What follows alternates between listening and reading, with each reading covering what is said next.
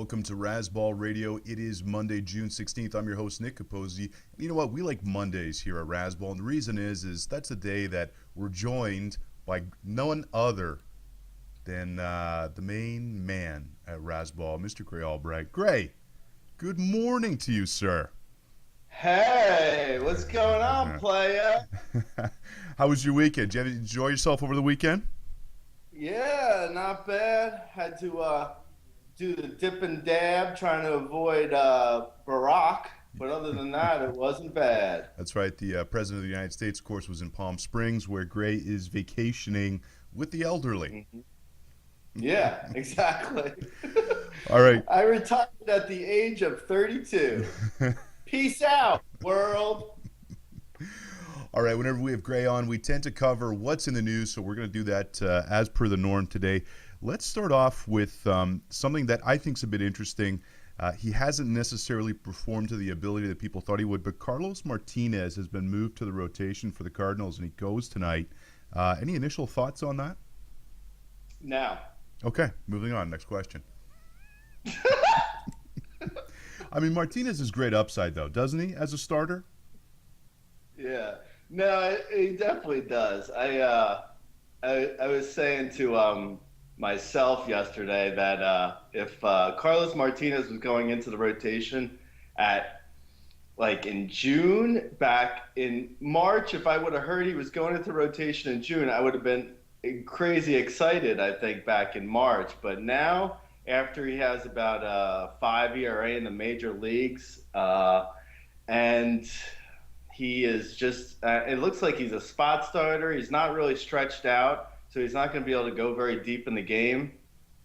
I don't know. I feel like there's probably about 36 other pitchers I would take before Carlos Martinez that are on waivers, let alone that are owned.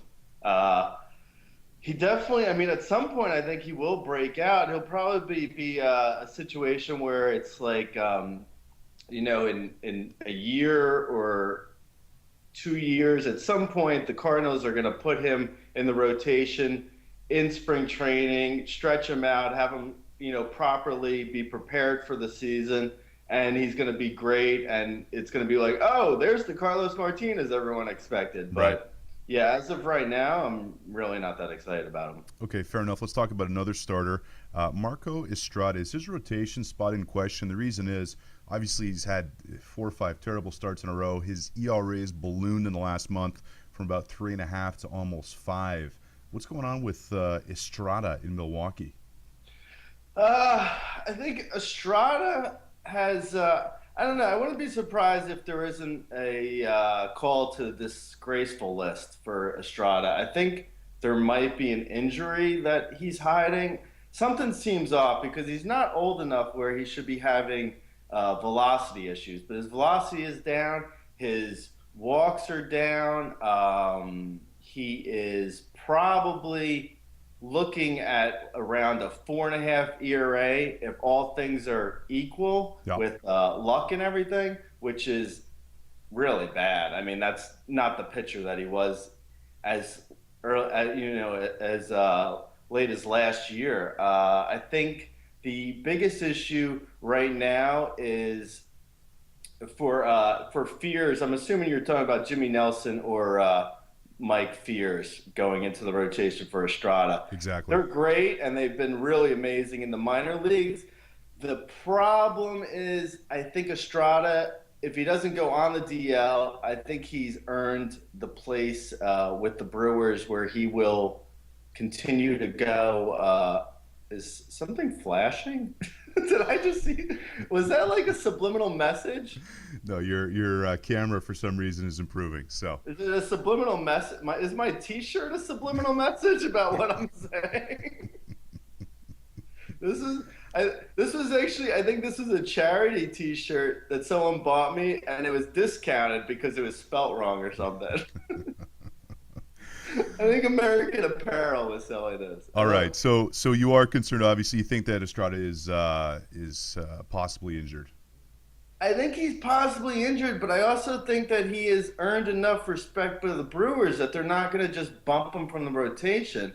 So maybe they save face by just sending him to the DL, and then he gets, he goes into the whatever. He goes to rehab, and he comes back, and at that point, Nelson or Fears are so good that they can't move them from the rotation. I don't know. I mean, I feel like we've been down the road with Mike Fears before, with just his abilities that are so great that he's going to come into the major leagues and be the next great thing, and then he comes into the majors and it's just like, okay, he's not really as good as he's in the minors. Maybe it's like a Daniel Estrada type situation where he's much better in the minors and he's more of a quad A player. Yeah, exactly. That's exactly what I was going to Yeah, say. and Nielsen though, Nelson could be.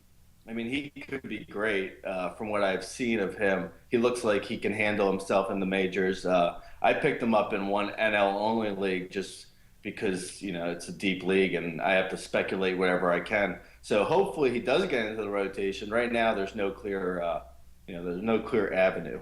All right, listen, we've got about a minute here. Real quick, on Friday we spoke to Rudy Gamble about Matt Adams and what his possible ceiling was. Rudy said his best year might be a 300 average with 30 homers, but he hit 3 bombs over the weekend. Do you think that that's a fair assessment for Matt Adams? Real quick. Yeah. I mean, I think there's his best case possibility for Matt Adams is he really embraces his Ruben-esque figure, and they do a Veronica's Closet remake, and he takes over for the Kirstie Alley role. The second possibility is maybe 27 homers and a 300 average. I think 30 homers. I mean, yes, it's only a difference of 3 homers between what I'm saying and Rudy, but I feel like once you say 30, then people think 35. I'm not sure if he ever gets to 30. He seems more like a 25 to 27 homer guy. All right, fair enough. We'll be back with more news right after this on Razzball Radio. Okay, we're back, and we're going to talk about a bullpen situation now. Jake McGee, who I've really liked, he's the most talented pitcher in that Tampa Bay bullpen, got the save over the weekend. I know you were speculating on Peralta, Madden saying it's a closer by committee. I think McGee has a chance to run away with this role. What do you think? Yeah, it's hard to really understand what Madden's thinking with the bullpen because, I mean, really, it's hard to imagine what he's thinking with anything, to be totally honest. But with the bullpen, he said that it was going to be closer by committee, and then he came back the next day and he threw Grant Ball for I think 2 1/3 innings to get the save on, I believe that was Thursday. So that's bizarre. You don't say it's going to be closer by committee and then throw your closer for 2 1/3 innings to get the save. I mean, and he threw perfect. He didn't give up one base runner. I think he K'd one.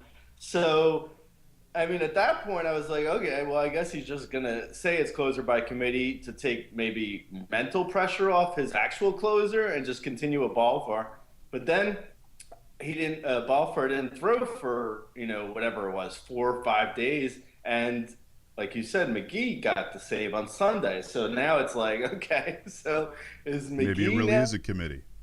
Yeah, maybe it is a committee, or maybe it's Balfour. But there was something wrong, or for whatever reason he wasn't available, or maybe he really likes McGee. I'll tell you what, if I was speculating, I would own Balfour and McGee. I wouldn't. What I said the other day about Peralta, I mean, I really did think it was Peralta, and I grabbed Peralta in leagues, but because he was the Balfour's setup man, he was the one who came in on the 8th inning right. Most times. And that's usually the guy who then just slides into the 9th inning. So that's where I was going with that. But you can't, I mean, it's like, it's already a situation where you're not exactly sure. So there's no reason to speculate on multiple guys. You go with the guy who just got the most recent save, or you go with the guy who was the closer for the majority of the year. Other than that, it's like, then you're just like, you're throwing straws at camels or whatever that cliche is. All right, I think that there's a chance they might try and showcase Balfour because they're obviously out of it, and they're probably not going to trade someone like McGee, so Yeah. try and showcase Balfour. That could Another, be too. Yeah, I mean that's a decent point. I think in whoa, whoa, that whoa, whoa, I had a decent point. Hold on, let me write down the date.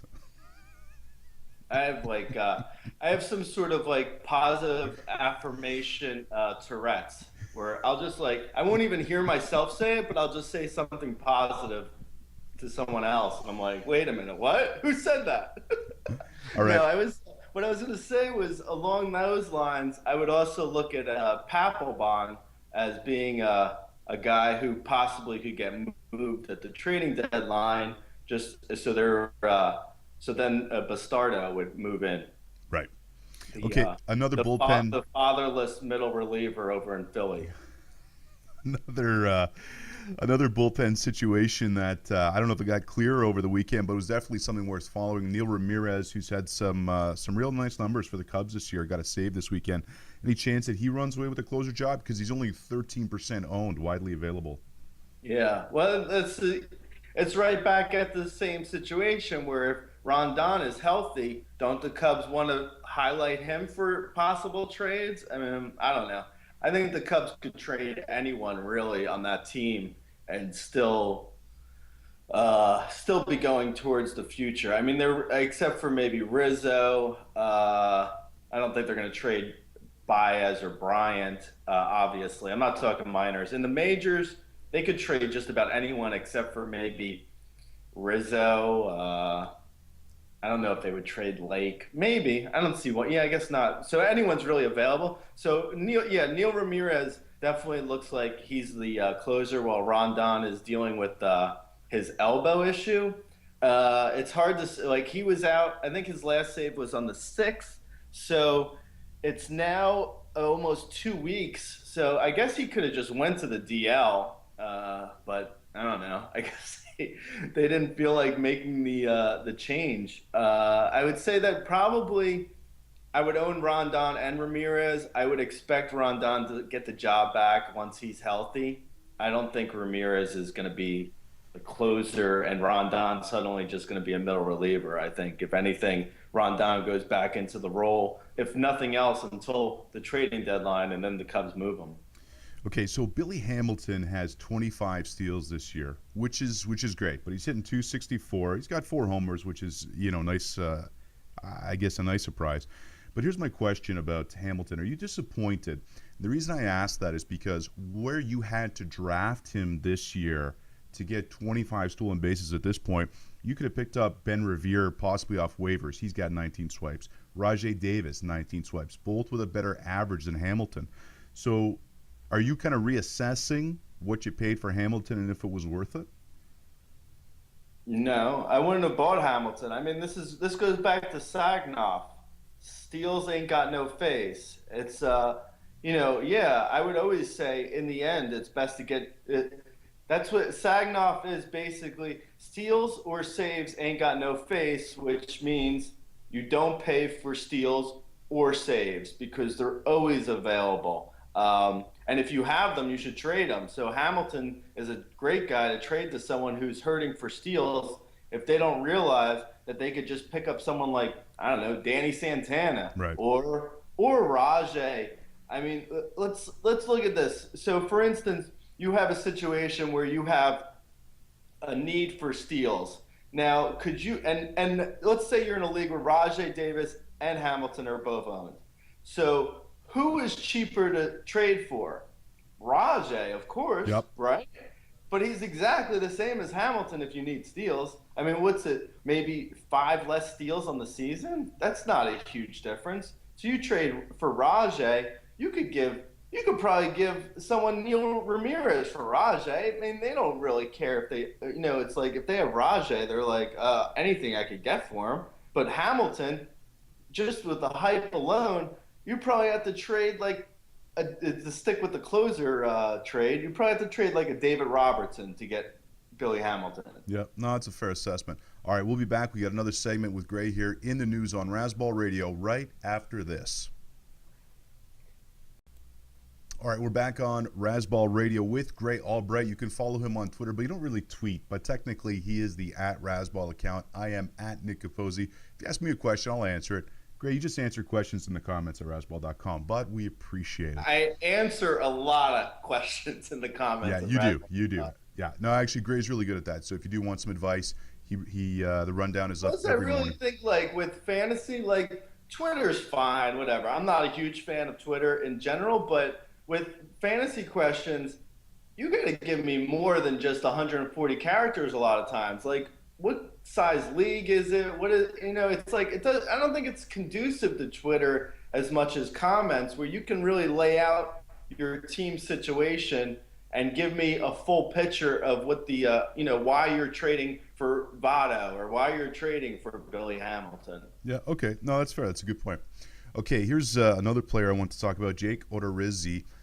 He's an interesting player. I mean, the skills are there, but he's been up and down and up and down. But I think this is an interesting stat. In his last 4 starts, he's only walked 3 guys, which has been his typical issue.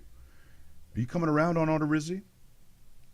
Yeah, I mean, I like him in deeper leagues. He's one of those. It's like there's certain players like a Jason Hamill is another guy, for instance, where if you're in a deeper league where you have to play them every time, you have a situation where you're getting all their stats, rather than if you have a guy like Odorizzi or Hamill where you're benching in bad matchups and you're really not sure about them. I mean, some are obvious, like if they're in cores, it's a bad matchup. But sometimes Odorizzi, like if you look at his splits and his, whatchamacallit, like his matchups, like he'll have a great game against the Blue Jays and then a terrible game against the Marlins or something. And it's like, well, this makes no sense. What am I doing with this? In a deeper league, it's hard to stream and it's hard to own. But when you're in a shallower league, but when you're in a deeper league where you just play guys and you're like, this guy's got good skills, in the end, he's going to have a 3.7 ERA, decent Ks, and maybe a 1.32 WHIP. Then it's a guy that you're gonna, it's a guy that you own and start every time out in a deeper league. And in a shallower league, you're just like, oh well, I don't know. Odorizzi specifically, there's a few issues, like you can't trust him really. Right. I mean, which is a big issue. Well, he's a $13 play versus the O's today, so that's why I brought him up, because again, if he can get his walks right and keep the control in check, I mean, the upside's there. He's a heck of a talent. Well, he's a $13 player on the Streaminator. Yeah. Right. So we'll go back to that and we'll look at that on Wednesday and see how he did. Because you really trust Odorizzi against the Orioles? No, I wouldn't start him today. No, I wouldn't either. But it's a 13. Like, that's what I'm saying. I don't trust him at all. But in a deeper league where you have to start him, I'm starting him. And there's a good chance he could have a great game, but I don't trust him to have a great game. No, I'm with you. Speaking of the Orioles, their lineup has been a lot of fun to watch this year. Some big power numbers. I mean, Cruz obviously having a big year. Chris Davis. Steve Pierce. But you know what? Here's another interesting stat for you. J.J. Hardy has had at least 24 home runs the last 3 seasons, and he's got 0 right now. What happened? What's going on there? Because you don't go from a 24. If he had 2 or 3 or 4, we could say, okay, he's off to a bad start. Maybe he'll rebound. And typically he's not streaky. If you go look at his splits, he's pretty consistent with what he gives you over the entire season. So why does Hardy have no homers? I know. We should get his brother and get the Hardy boys on this mystery. It's real. I have no idea. It's the most bizarre. It's one of the more bizarre stats from this season. Almost as bizarre as how terrible Verlander's been, which is actually less bizarre because there's some historical data of his, his falling off last year and it just continuing into this year. Yeah. Hardy's a lot more of a mystery. That I would speculate that he was possessed by the ghost of Ben Revere. But as of right now, Ben Revere has more homers than Hardy for the season. So it's really hard to say. I don't know. I think it's just one of those fluky things that sometimes happens in baseball where it's like, wow, that's just doesn't make any sense. But there it is. All right. Speaking of fluky things, I don't think it's a fluke, but my gosh, has Gregory Polanco been good? He's hit in all 7 games he's been up. Gregory Polanco. Yeah, Who's that? he's a much hyped outfielder for the Pirates. I don't think I've heard anything about him. Really? First of all, People have mentioned him. he's still available in some leagues, which is insane to me. But man, isn't he just fun to watch? I mean, I'm enjoying. I'm actually going out of my way to watch Pirate games. I would think it would be fun to watch the people in the league where he's available all get together and have a conversation about baseball. I would like to hear that conversation of all the people in the league where Gregory Polanco is available. I just would like to be on a fly on the wall where they're like, how about that Jeter?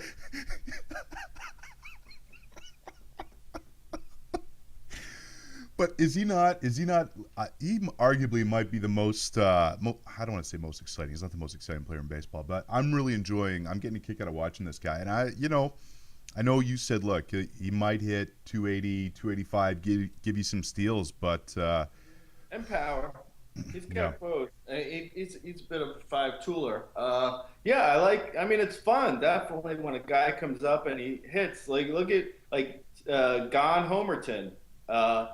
John Singleton.